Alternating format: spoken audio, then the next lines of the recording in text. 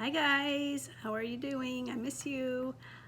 Today's lesson is for Wednesday, March the 25th. Yes, March the 25th. Okay, and we are on pages, let's see this, because it's 262 to 264. That's your pages. And we are actually going to be talking a little bit about Ascom, Africa's empires. There's two main empires, and Ascom was one. So Ascom actually is Ethiopia now. And God really blessed Ethiopia, because when we talk about all the empires that took over Africa, you'll learn that in world history. But the British Empire and the French and the Portuguese, they took parts of Africa under their control. And what they would do is they would sign a treaty, but it would be in the English language or whatever language, and the chief or whoever was in that area just trusted the person. He didn't know what he was signing away. He thought he was signing for protection and things like that, and he was often tricked. But Ethiopia and Liberia, Africa, were the only two who were not controlled by any other foreign power. And Axum was a very, very wealthy city. Ethiopia was great. Now, before we begin, let's review. Let me ask you one question from yesterday's lesson. How can historians learn about past civilizations that left few written records? Let me see who I'm going to call on today.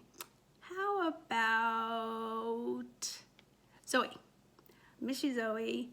How can historians learn about past civilizations that left few records? If you remember, we talked about linguistics, the language. We talked about botany and archaeology and oral history. You know, stories that are passed down from one generation to another by the griots, okay? So here are some questions I want you to consider as we read and talk about today's lesson. In what part of Africa was the ancient empire of Ascom built? What resources did Ascom have that made it a wealthy and powerful kingdom? And how would Ascom's location and resources have allowed it to profit from trade? Who did Ascom trade with? And what other ancient civilizations did Ascom eventually conquer? Here's another one.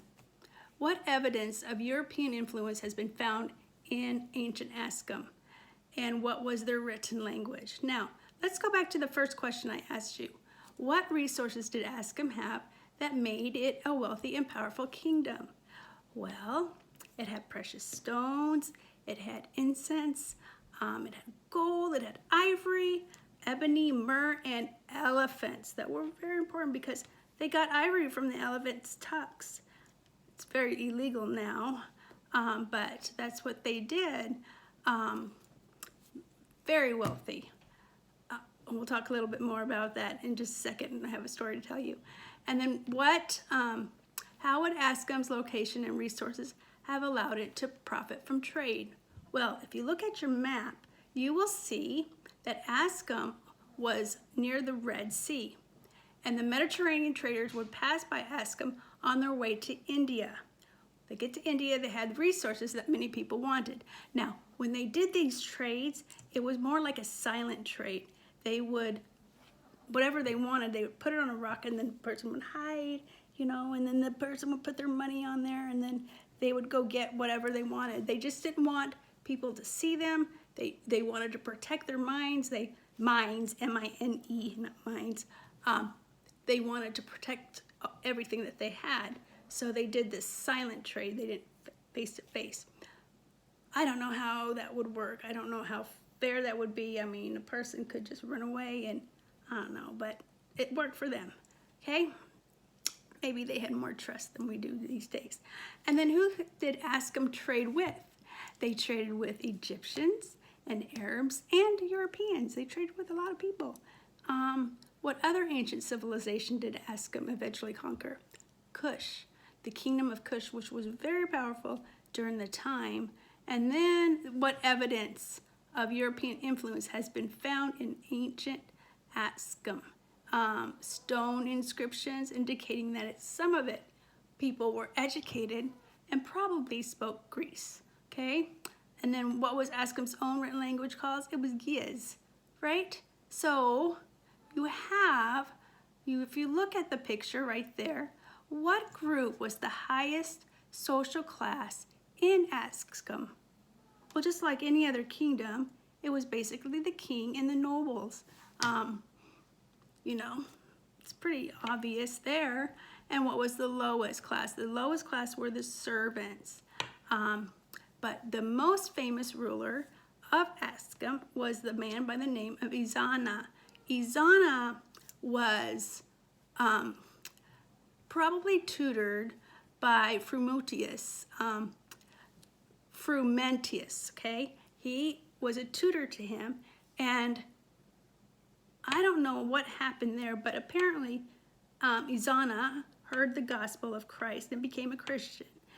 And Ethiopia now has a lot of Christians there. The Protestant is very, very, you know, has a lot of Christianity there, and it doesn't have a lot of different religions. Ezana was also known for his strong army.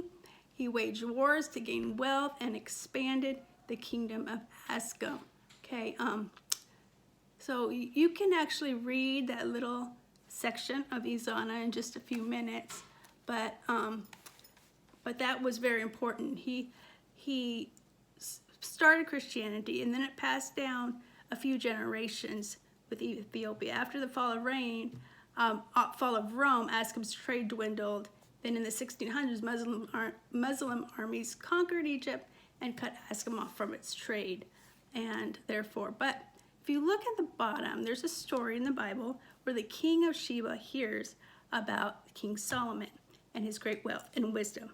And so she travels all the way from Ethiopia to visit him, but she brings along some precious jewels and riches and everything so that she could take it and give it to him if he needed it.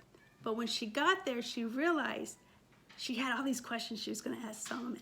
She got there and she realized, wow, he really has wisdom, because Solomon was able to answer all the questions and everything. And then she saw the gold and everything that God had given Solomon, and she was impressed. And so later Jesus used this example as to teach faith about what the Jews should have had, how they welcomed him. How she came all the way.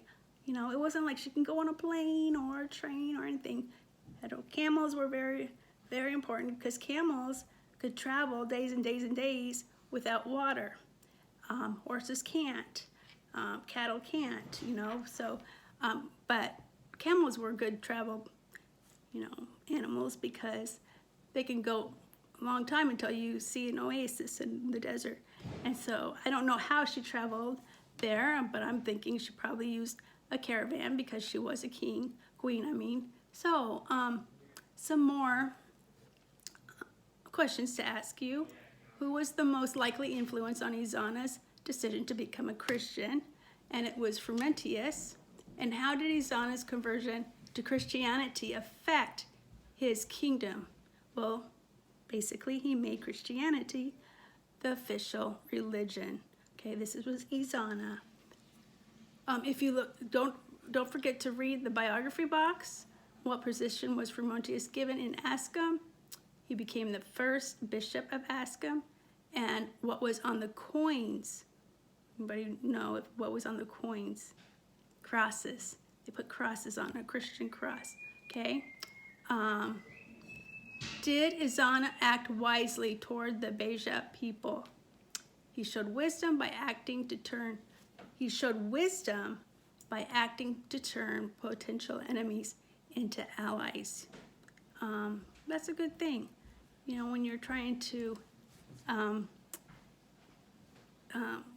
They don't fight back, and sometimes he used that wisdom to make more friends than enemies when it came to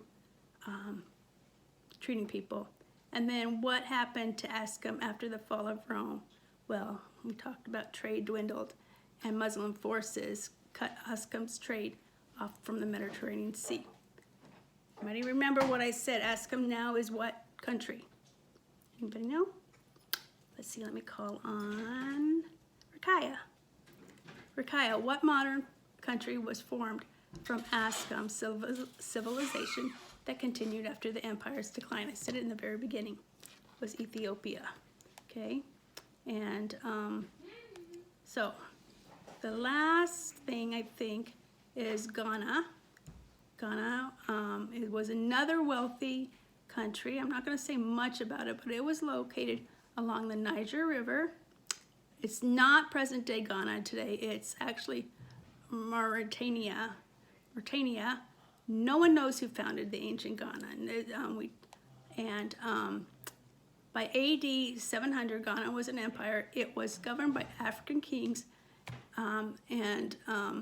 they used the word Ghana as far as calling them kings, okay?